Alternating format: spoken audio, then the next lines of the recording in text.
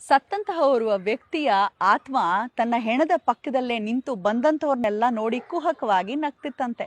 ಅಲ್ಲೇ ಅಲೀತಿದ್ದಂಥ ಮತ್ತೊಂದು ಆತ್ಮ ಈ ಆತ್ಮದ ಪಕ್ಕದಲ್ಲಿ ಬಂದು ನಿಂತು, ಯಾಕಣ್ಣ ಹಿಂಗ್ ನಗ್ತಿದ್ಯಾ, ನಿಮ್ಮ ಸಂಬಂಧಿಕರನ್ನ ನೋಡಿ ಅಂದಾಗ ಈ ಆತ್ಮ ಹೇಳ್ತಂತೆ ಇನ್ನೊಂದು ಆತ್ಮಕ್ಕೆ, ಅಲ್ಲ ಕಣಣ್ಣ, ನಿನ್ಗೂ ಇದೇ ರೀತಿ ಆಗಿರತ್ತೆ ಅನುಭವ ನೋಡು, ನನ್ನನ್ನು ನೋಡಿದ್ರೆ ಮುಖ ತಿರುಗಿಸ್ಕೊಂಡು ಹೋಗ್ತಾ ಇದ್ರು ಅಂತವ್ರು, ನಾನು ಅವರು ಏನೋ ಬಹಳ ಚೆನ್ನಾಗಿದ್ವಿ ಅನ್ನೋ ರೀತಿ ಬಿಕ್ಕಿ ಬಿಕ್ಕಿ ಹತ್ತು ನಾಟಕ ಆಡ್ತಾ ಇದ್ದಾರೆ ಎಲ್ರ ಮುಂದೆ.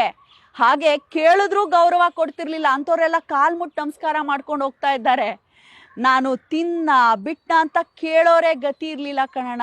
ನನ್ನ ಮಗ ಒಬ್ಬ ಹೇಳ್ತಾ ಇದ್ದಾನೆ, ಹಂಗ್ ಮಾಡಿಸ್ತೀನಿ ಊಟ, ಹಿಂಗ್ ಮಾಡಿಸ್ತೀನಿ ತಿಥಿಗೆ ಅಂತ ಎಲ್ರ ಮುಂದೆ ಸ್ಕೋಪ್ ಹೊಡಿತಾ ಇದ್ದಾನೆ.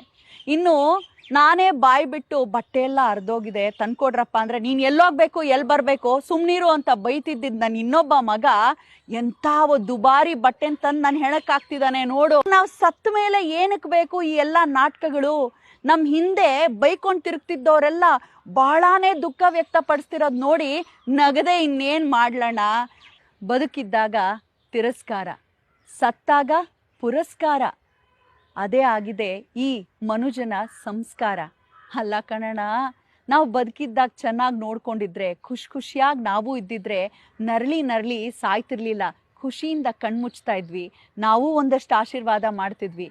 ಆದರೆ ಅವ್ರಿಗೆ ಗೊತ್ತಿದೆಯೋ ಇಲ್ಲೋ ನನಗಂತೂ ಗೊತ್ತಿಲ್ಲ, ನಮ್ಮನ್ನು ಬಹಳಾನೇ ತುಚ್ಛವಾಗಿ ಕಂಡ್ಬಿಟ್ರು. ಆಗನ್ಸಿದ್ದು, ಬೇಕಿತ್ತ ಇಂತಹ ಮಕ್ಕಳು ನಮಗೆ ಅಂತ. ಮಕ್ಕಳಿಲ್ಲದೆ ಹೋಗಿದ್ದಿದ್ರು ಕೂಡ ಚೆನ್ನಾಗಿರೋದು, ಇವರ ಕೈಯಲ್ಲಿ ನಾವು ತೂಚಿ ಅನ್ನಿಸ್ಕೊಂಡು ಸತ್ವಲ್ಲ ಅನ್ನೋ ಒಂದು ಭಾವನೆ ಬಹಳ ಕಾಡ್ತು. ಈಗ ಇವ್ರು ಆಡ್ತಿರೋ ನಾಟಕ ನೋಡಿ ಏನು ಹೇಳಬೇಕೋ ಗೊತ್ತಾಗ್ತಿಲ್ಲ ಅಂತಂತೆ ಆ ವ್ಯಕ್ತಿಯ ಆತ್ಮ. ಸ್ನೇಹಿತರೆ, ಎಲ್ಲರಲ್ಲಿ ಒಂದು ವಿನಂತಿ ಏನಪ್ಪ ಅಂತ ಹೇಳಿದ್ರೆ, ವಯಸ್ಸಾದಂತಹ ಕಾಲದಲ್ಲಿ ಕೆಲವರು ಬದಲಾಗ್ತಾರೆ. ತುಂಬ ಚಿಕ್ಕ ಪುಟ್ಟ ವಿಚಾರಕ್ಕೂ ಸಿಟ್ಟು ಬರುತ್ತೆ, ಬಹಳ ವಿಚಿತ್ರವಾದಂತಹ ರೀತಿಯಲ್ಲಿ ಕೂಡ ಕೆಲವರು ನಡ್ಕೊಳ್ಳೋದು ಇದೆ. ದೊಡ್ಡವರಾದ ನಂತರ 60ರ ನಂತರ ಕೆಲವರ ಬದಲಾವಣೆಗಳಾಗತ್ತೆ ಅವರ ನಡವಳಿಕೆಗಳಲ್ಲಿ. ಆದರೆ ಅನುಸರಿಸ್ಕೊಂಡು ಹೋಗ್ಬೇಕಾಗಿರೋದು ಚಿಕ್ಕವರಲ್ವಾ. ನಾವೊಂದು ಪುಟ್ಟ ಆತ್ಮಾವಲೋಕನ ಮಾಡ್ಕೊಳ್ಳೋಣ.